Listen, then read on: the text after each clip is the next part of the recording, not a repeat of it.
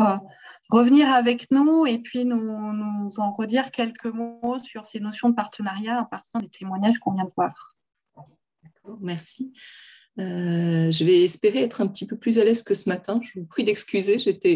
Me sentant toute seule devant mon ordinateur, je me sentais un peu esseulée. Donc, j'espère que ne pas vous avoir trop ennuyé ce matin. Alors, en guise de conclusion, moi, ce que j'ai envie de vous partager et que j'ai noté à partir des 4 témoignages fort intéressants, ce sont surtout des confirmations, parce que c'est des choses des initiatives réussies. Il me semble qu'elles viennent en confirmer des choses qu'on avait déjà entendues sur la matinée, que je vous ai partagées.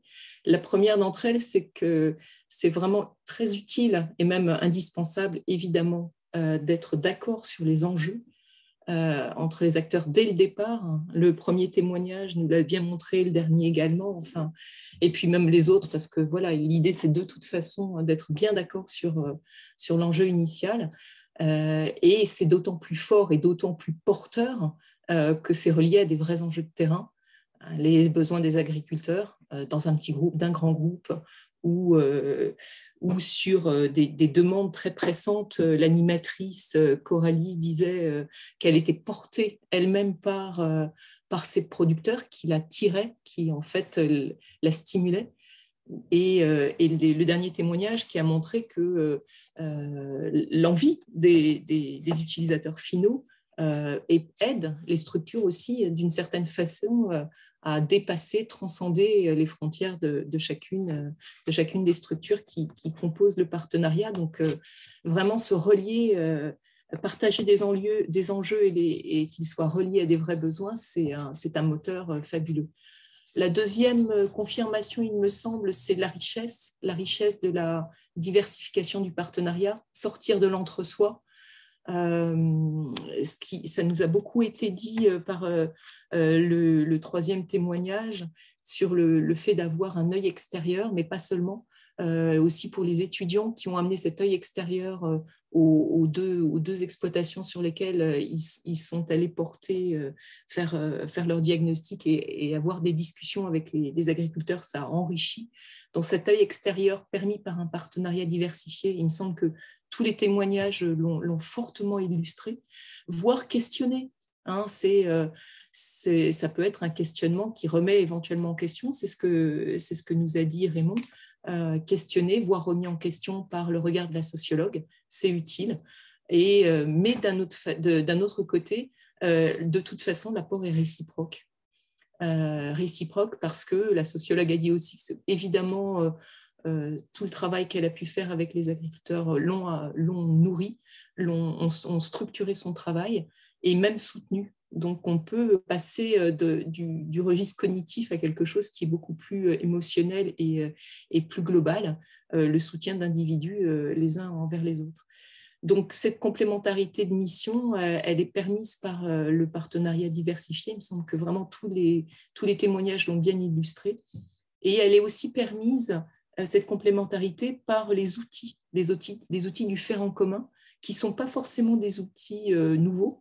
Beaucoup, vous avez été très nombreux à parler de formation, de voyage d'études, de temps passé en commun, et pour en tous les cas, beaucoup dans le premier témoignage d'animation.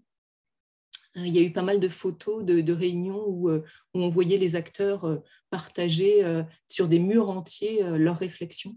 Voilà, c'est une nouvelle façon d'animer qui sont souvent vues avec une animation relativement horizontale, c'est-à-dire on part du principe que chacun a à apprendre aux autres, et donc on n'est pas dans le schéma descendant dont on est des héritiers aujourd'hui, mais dans cette mutation, dans ce changement de paradigme où comme nous le disait aussi Raymond, il était heureux de découvrir qu'il avait lui-même possibilité de partager ses savoirs et prendre encore plus conscience qu'il en a. Et voilà, cette horizontalité des animations participatives, je pense qu'elle a été très, très illustrée. Et dans le dernier témoignage, de dire que quand l'animation est tournante, eh bien, ça permet d'avoir encore plus d'horizontalité parce que celui qui anime n'est pas toujours celui qui va animer. Il peut passer la parole et l'animation à une autre structure. Il me semblait également, et encore une fois, je n'arrive pas à passer à la diapo suivante. La voilà. Il me semble que ce que les 4 témoignages ont dit également, et ils ont beaucoup mis en lumière le fait qu'il faut du temps. Je vous l'avais dit de façon un peu déconnectée et qui tombait, il me semblait, beaucoup à plat. Mais là, l'illustration et les illustrations étaient extrêmement parlantes. Le temps, voire beaucoup de temps. Dans le dernier témoignage, Flora et l'autre animateur ont beaucoup dit qu'ils avaient des contacts quasiment hebdomadaires, voire encore plus réguliers. Ils se voient en permanence. Donc, besoin, si on ne se connaît pas déjà, de prendre le temps de se connaître, mais en tous les cas, de savoir que pour vraiment co-construire, même si c'est des gros mots, on a de toute façon besoin de créer cette familiarité, de partager, de se connaître, de faire ensemble, de se questionner. Et on voit que ça crée parfois d'autres dynamiques très, très intéressantes.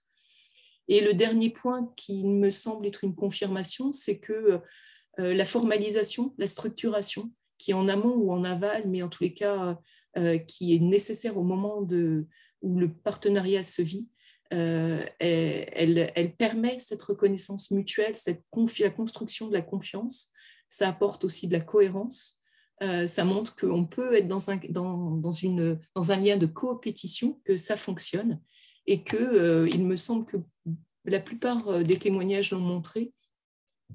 Il y a à la fin, en tous les cas en coproduction, de la satisfaction, voire de la joie des personnes qui participent. Et pour beaucoup des témoignages, l'enthousiasme était absolument visible. Et pour ma part, j'aimerais juste terminer sur un petit apport. Il me semble qu'il y a beaucoup plus de 3 dimensions, mais il me semble que c'est important dans l'animation de ces processus d'innovation en partenariat, de ces innovations interactives, intéressant d'identifier ces 3 dimensions, que sont d'une part l'attention au contenu. On l'a bien vu, tout le monde a dit qu'ils avaient prévu de faire des choses, qu'ils les ont faites et qu'ils en ont ensuite rendu des comptes. Voilà, une attention au contenu, une attention à la relation, attention à comment on fonctionne ensemble. Et donc, est-ce qu'on s'entend, et donc tout ce temps nécessaire à apprendre à bien se connaître. Et il me semble que là, si on veut aller encore plus profondément, c'est-à-dire être en capacité de vraiment interagir, on a nécessité de rajouter la 3e dimension, qui est vraiment celle de la réflexivité. Prendre du temps, l'animateur ou l'animation, si ça peut être délégué à un sociologue ou à un cabinet d'accompagnement, garder cette 3e dimension qui permet de s'interroger en permanence sur ce qu'on est en train de faire. Est-ce que le contenu que l'on est en train de produire, est-ce que c'est bien ça qu'on veut? Est-ce qu'on a rencontre des difficultés ou des opportunités nouvelles? Est-ce que pareil, dans la relation, est-ce que ça se passe bien à l'intérieur de notre collectif? Est-ce qu'on arrive à se dire ce qu'on a besoin de se dire, ou est-ce qu'on a besoin d'aller vers encore plus peut-être de familiarité ou de capacité à lever les incompréhensions ou à permettre l'expression des différents avis? Et enfin, est-ce que l'on est en lien avec les autres partenaires, voire les autres réseaux avec lesquels on a l'ambition de travailler? Comment est-ce qu'on peut éventuellement faire évoluer les relations avec l'extérieur, sortir encore une fois de notre entre-soi, qu'on peut toujours recréer assez facilement, et s'interroger sur comment améliorer encore les liens qu'on peut avoir les autres. Voilà, c'était les quelques petites diapos que j'avais envie de vous présenter en conclusion de cet après-midi. Et merci de votre attention. Merci beaucoup Christelle pour cet éclairage transversal aux 4 témoignages de l'après-midi et qui fait vraiment bien le lien avec l'intervention méthodologique de ce matin. Je pense que ça permet de retenir les principaux points clés quand on souhaite développer justement un partenariat, et je pense que ça pourra servir un petit peu de pense-bête. Et je pense qu'on pourra également, avec votre autorisation, mobiliser ces éléments pour les réunions d'animateurs de nouveaux groupes qu'on organise chaque année. Une fois que les groupes sont reconnus, on les réunit pour parler de ce qui va suivre, de la mise en œuvre du projet qui a été validé et financé. Et je pense que leur rappeler ces quelques éléments, suite à la définition de ce que c'est qu'un partenariat et au souhait qu'ils en développent, ça peut être très utile. Donc, merci beaucoup à vous, surtout faire la conclusion en plein vol comme ça, sans préparation, hein. C'est un exercice périlleux, donc merci beaucoup. Ben, en fait, faire largement ça que d'être toute seule devant mon ordinateur. Franchement, je trouve ça plus stimulant, plus intéressant. Je préfère le collectif au final. C'est raccord avec la thématique, hein, donc c'est très bien. Donc, je crois qu'il n'y a pas d'autres réactions dans le chat. Mes collègues co-organisateurs, co-organisatrices, est-ce que vous souhaitez dire quelque chose avant qu'on conclue ou rajouter quelques éléments? Non. Anne-Claire me fait signe que non. Donc, je souhaitais remercier mes co-organisatrices, organisateurs de cette journée, remercier aussi beaucoup les intervenants et intervenantes du matin et de l'après-midi qui ont accepté de nous faire part de cette expérience, et remercier aussi les participants qui ont été fidèles tout au long de la journée. On a une petite baisse, mais c'est normal en général, hein, c'est long, une journée entière en visioconférence. Et je voudrais vous donner rendez-vous, je l'espère, dans un an. Alors peut-être juin, si on reprend ce rendez-vous de juin ou septembre 2022, autour d'une autre thématique. Donc cette année, on avait choisi une thématique assez transversale, volontairement, pas technique, parce que les thèmes techniques sont extrêmement variés dans nos groupes et on souhaitait intéresser le plus grand nombre. Donc on a choisi une thématique transversale autour des partenariats et de l'ancrage territorial. On ne sait pas encore, on a quelques idées pour la thématique de l'an prochain, mais si vous avez des souhaits ou des thèmes qui vous semblent intéressants à traiter, on est ouvert à d'autres propositions, donc n'hésitez pas à prendre contact avec l'un ou l'une d'entre nous de ce comité d'organisation. Voilà, si personne ne veut rajouter un mot, je vois qu'il y a des petits mots merci dans le chat, et puis eh bien, écoutez, je vous souhaite beaucoup de partenariats riches, fructueux et joyeux, pour reprendre un mot de Christelle Couzy. Et puis, rendez-vous l'année prochaine ou avant pour certains d'entre vous. Bonne fin de journée, au revoir.